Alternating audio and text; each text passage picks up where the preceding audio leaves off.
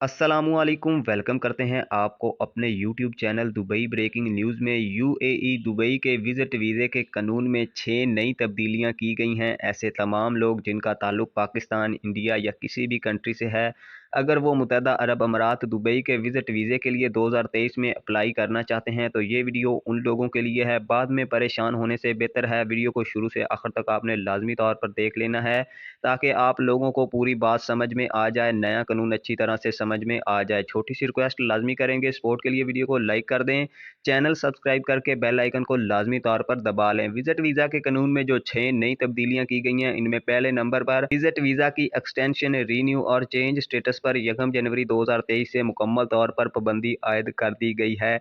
चाहे आपको नौकरी मिलती है चाहे नहीं, आपका विजिट वीज़ा ना एक्सटेंड होगा, ना रीन्यू होगा और ना ही उसका स्टेटस चेंज होगा, बशर्त के आपको एक बार एग्ज़िट लाज़मी करना है। एक ही सूरत में आपका वीज़ा जो है एक्सटेंड और उसका स्टेटस चेंज हो सकता है। नंबर 2, विज़िट वीज़ा की फ़ीस में 100 दिरहम का इज़ाफ़ा कर दिया गया है।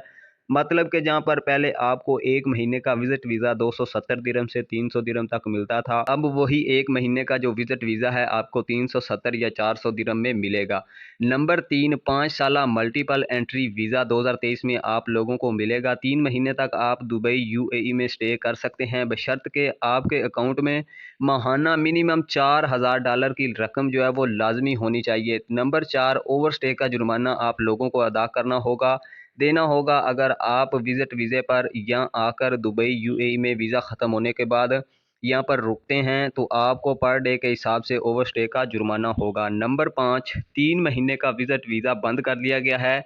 1 और 2 महीने का विज़िट वीज़ा आपको 2023 में दुबई और यूएई का मिलने वाला है। नंबर 6, दुबई मुत्तहदा अरब अमारात में पहले से मुकीम या पहले से मौजूद जो लोग हैं, अपने बिहाफ़ पर एंट्री परमिट पर अपने दोस्तों और रिश्तेदारों को बुला सकते हैं। सिर्फ़ 1000 दिरहम गारंटी मनी देनी होगी।